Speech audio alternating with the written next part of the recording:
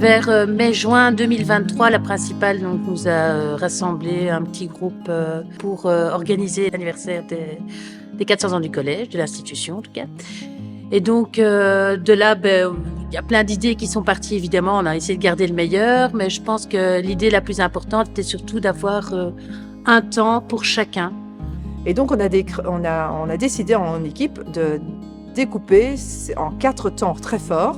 Ce premier temps était d'abord destiné aux élèves, donc il s'agissait de préparer une journée festive pour les élèves, si bien qu'en amont, toute une série de professeurs ont proposé toute une série d'activités liées au degré, puisqu'on ne fait pas la même chose avec des élèves du premier degré qu'avec des élèves du troisième degré. Concernant l'organisation de la journée du vendredi, qui était vraiment une journée pour nos élèves, on a déterminé différentes activités. Par exemple, au premier degré, c'était la customisation de t-shirts. En troisième, quatrième, ils avaient des visites historiques, des capsules vidéo à tourner. Et notamment pour nous cinquièmes, c'était le renouvellement du run and bike dans le parc. Il faut savoir que depuis des années, les professeurs d'éducation physique l'organisent au parc pour les quatrièmes secondaires, mais qu'il avait été un petit peu mis de côté avec le Covid. Ça a été donc l'occasion de le remettre au goût du jour et les élèves étaient hyper participatifs, ça faisait vraiment plaisir à voir. En septembre 2023, nous avons eu une petite réunion pour pouvoir préparer une activité scolaire au niveau de la journée du 13 octobre. Et nous avons décidé de mettre en place une petite capsule historique. Cette capsule historique serait réalisée par chaque classe au niveau des 2e et 3e degrés. Ils pouvaient traiter ce qu'ils souhaitaient en rapport avec des événements historiques importants tels que les grandes guerres par exemple, ou bien sur les méthodes pédagogiques qui étaient employées auparavant et qui ne sont plus forcément d'actualité aujourd'hui. Donc les classes de 3e à la Rito ont participé à ce projet et chaque classe a pu faire sa propre capsule vidéo. Donc chaque personne de la classe a un petit peu apporté quelque chose. Donc c'était quand même un travail assez conséquent, mais on était assez organisés. Donc voilà, on a tous participé. Donc c'était ça qui était chouette aussi, qu'on puisse faire un travail tous ensemble et qu'on ait pu voir le résultat. C'était vraiment chouette. Tous les 25 ans, à chaque jubilé, il y a une exposition au collège. On se devait dès lors de respecter la tradition. L'exposition que nous avions imaginée retraçait ainsi les riches 400 ans d'histoire de notre école. C'était l'occasion pour nous de mettre en valeur les nombreux documents que nous possédons et de présenter des objets historiques, emblématiques et parfois insolites qui dormaient dans nos caves et nos greniers. La découverte du passé de notre école s'est poursuivie dans le centre d'Anguien à travers un parcours historique imaginé par notre ancien collègue Jacques Delautre, qui a pu, pour l'occasion, se faire aider par nos rétos de technique sociale. Le but était de faire le lien entre les bâtiments emblématiques anguiennois, qui ont joué un rôle dans la construction et le développement de notre école, et le collège. En discutant avec nos élèves, on s'est rendu compte que beaucoup d'entre eux ne connaissaient pas l'histoire de notre collège. Et en tant que professeur, on a décidé donc de créer une capsule historique.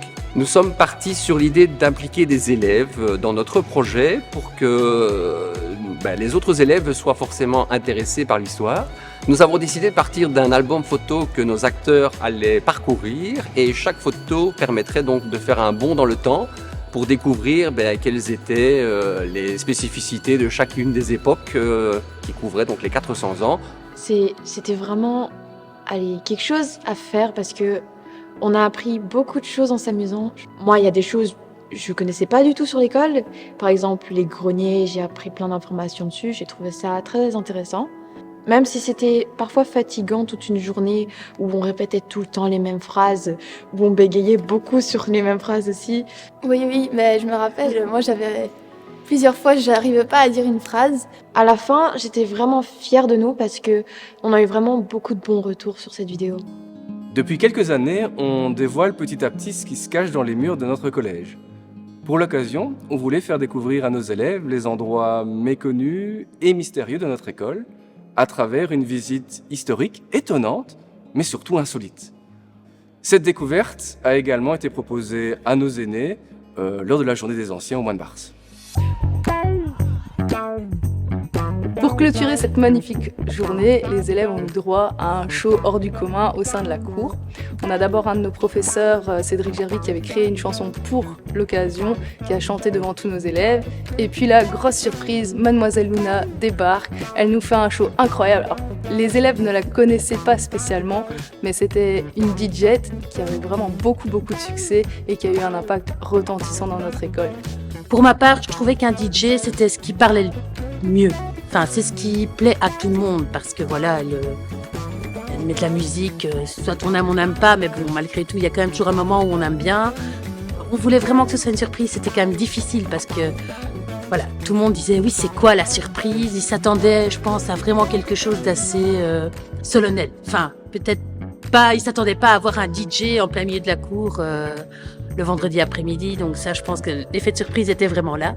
Et je pense que les élèves, même s'ils ne la connaissaient pas, ils la connaissaient de par leurs parents sûrement, mais il y a eu un effet, ça a eu un effet quand même merveilleux, voir autant d'élèves super emballés, en train de danser. On a eu des remerciements comme on n'en a jamais eu.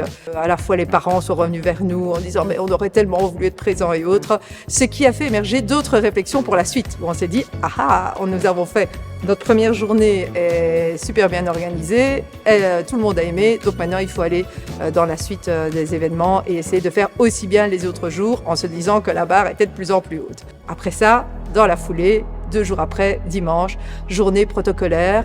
Ben voilà, par définition, donc nous accueillons des gens qui ne sont pas dans le quotidien de nos écoles, mais qui participent à la gestion des écoles, que ce soit dans l'organisation à la base, au niveau de la communauté, ou que ce soit au niveau des membres du PO, ainsi que les gens de la commune et les autres directeurs des autres écoles. Organisation, on a commencé par une messe, aussi une grosse organisation derrière, donc puisqu'on a bien enchaîné, et c'est souvent des mêmes équipes qui sont au taquet. On a commencé par une messe, on s'en est suivi d'une partie protocolaire où on aura fait visionner des vidéos qui avaient été montées par professeurs et dont les acteurs étaient des élèves.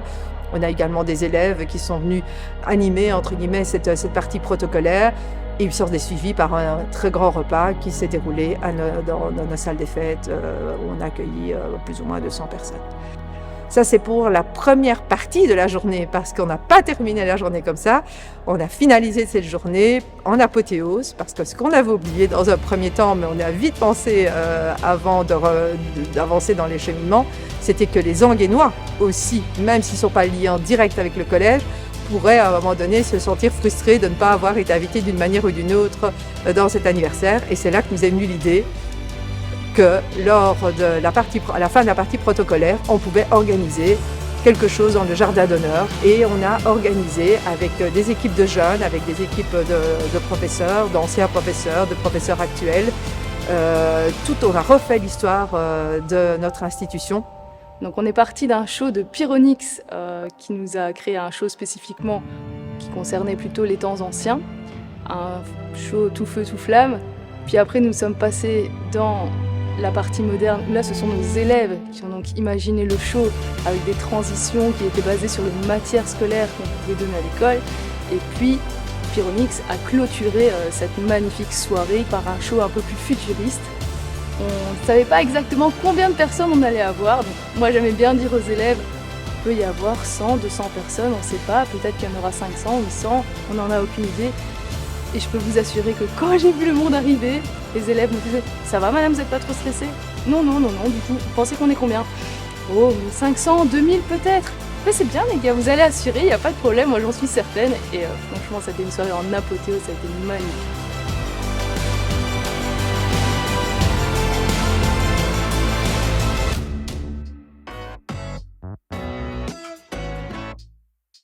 Alors, cette année, ce qu'on a voulu faire aussi, donc anciennement, il y avait une bière qui était brassée au collège.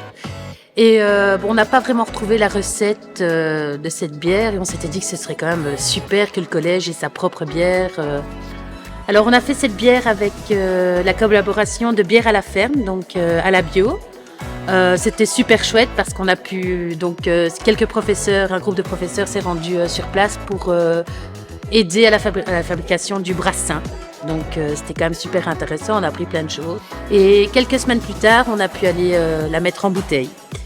Et donc, on est quand même assez fiers de notre bière. Je pense qu'elle est bonne, elle est vraiment elle est un peu fleurie comme ça. Voilà, on peut se la procurer au collège et on espère pouvoir en refaire. Comme ça, à chaque event, c'est quand même bien qu'il y ait la bière du collège qui s'appelle évidemment l'Augustine.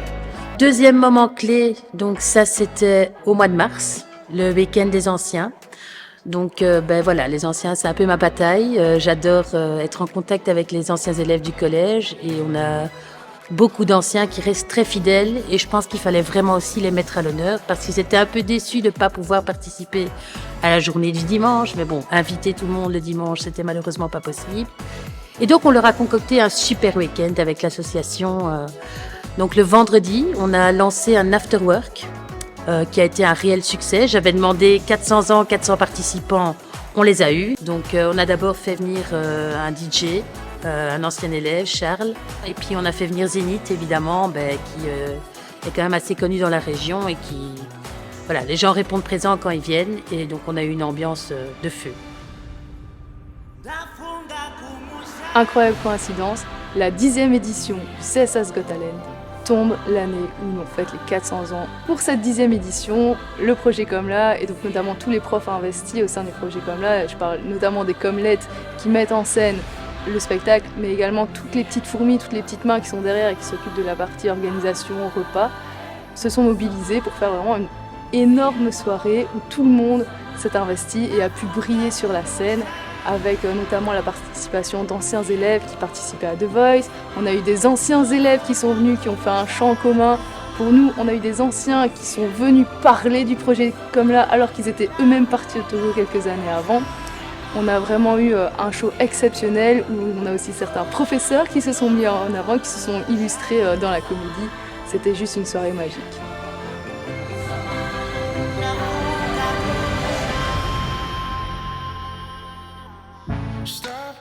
Alors, dernier moment fort donc, de cette année scolaire, c'était les journées portes ouvertes. Bon, évidemment, les journées portes ouvertes, avant tout, c'est mettre en avant les activités pédagogiques, tout ce qui se passe au sein d'une école. Mais je pense que cette année, il fallait quand même qu'on marque le coup aussi pour clôturer les festivités des 400 ans, que ce soit avec les parents, avec les élèves, enfin, avec qui voulait bien y participer en tout cas. Et donc là, le vendredi soir, il y a eu le running, parmi tant d'activités, un running où on avait aussi dit, allez, 400 ans, 400 participants, je sais plus très bien combien de participants il y avait, mais c'était quand même assez important. Et alors le samedi, donc après une journée de découverte au niveau de l'école, on a fait venir des DJ. Et donc là, c'était un moment fort aussi. Bon, à la base, j'avais recontacté Mademoiselle Luna parce que les parents étaient un peu sur leur faim en disant les enfants ont pu la voir et nous pas, mais malheureusement, voilà, la vie a fait qu'elle n'était plus là pour se joindre à nous. Mais quoi qu'il en soit, elle devait travailler en collaboration avec Dadike, DJ Dadike et son épouse Niki Sanchez. Donc voilà, super soirée, super moment, je pense, pour clôturer cette belle année festive, quoi. Et donc pour clôturer en fait toutes ces festivités, on s'est dit qu'il y avait potentiellement quelque chose à faire parce qu'on s'est rendu compte en mettant un petit peu ce jardin à la française en ordre qu'il manquait une sculpture ou du moins il manquait une œuvre au centre de ce jardin. Pardon. Et donc l'idée nous est venue de mettre en valeur le travail de nos élèves. Et certains de nos élèves et professeurs sont très créatifs et au point que d'une petite sculpture qui avait été imaginée il y a quelques années symbolisant l'infini est venue l'idée qu'on pouvait la reproduire de manière bien plus grande, mais du coup de manière bien plus complexe pour qu'elle puisse se tenir sur un support. Et donc cette structure a été imaginée par un de nos professeurs et toutes les tôles ont été découpées sur structure métallique et toutes les tôles ont été découpées par nos élèves des ateliers. Sculpture qui symbolise à la fois la fin et le début, puisqu'elle représente l'infini mais sous une forme 3D. La fin, l'infini, c'est quelque chose qui nous parle, puisque le collège ne serait pas là aujourd'hui s'il n'y avait pas eu les anciens. Et en fait, quand on est dans l'enseignement, on se projette, on va vers le futur. Tout est lié parce qu'on ne serait pas Là, aujourd'hui, nous, enseignants, nous, membres du personnel, ou même les bâtiments ne seraient pas dans cet état-là aujourd'hui si les anciens n'avaient pas fait le nécessaire, si tout n'avait pas été pensé en termes pédagogiques aujourd'hui pour que le collège puisse toujours avoir cette renommée qu'il connaît aujourd'hui. Et donc, elle a été inaugurée officiellement à la fin de la cérémonie des rétos. Donc la première photo officielle de nos sculptures, c'est une photo pour laquelle qui a été entourée par tous nos rétos. Donc voilà, magnifique sculpture, et bien elle est là pour, on espère, encore des siècles et des siècles. Et ça restera pour toujours un magnifique souvenir de ce que l'on a mis en place toute cette année scolaire.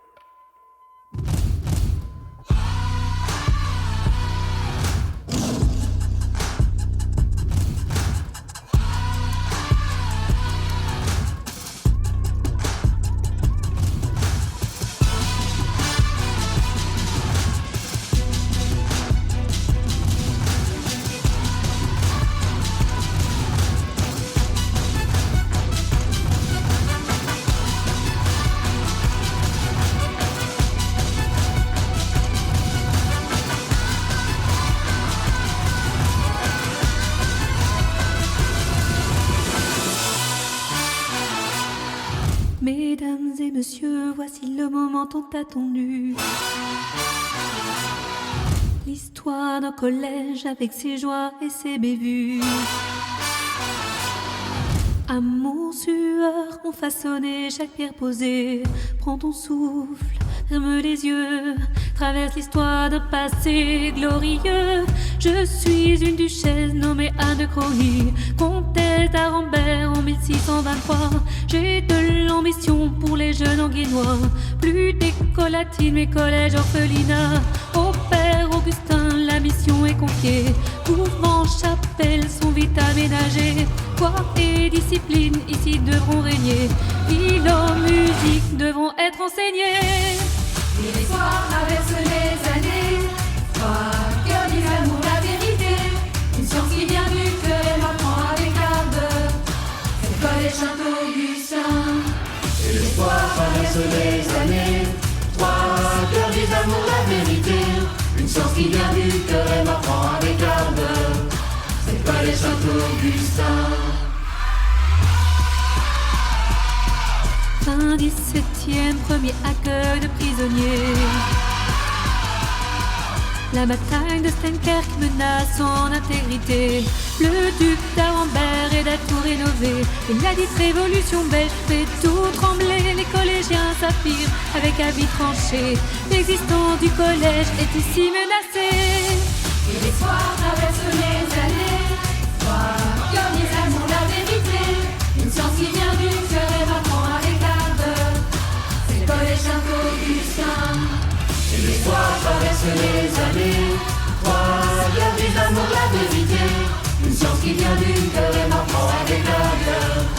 C'est le collège Saint-Augustin.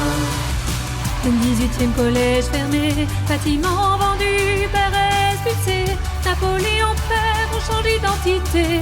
Hôpital, caserne, magasin pour les alliés. 1824, les pères parcourent debout, menacés par la révolution. L'autorité passe à l'administration. 1831, l'évêque reprend la mission. Et l'histoire traverse les années, trois cœurs des amours, la vérité, une science qui vient du cœur et m'apprend avec ardeur.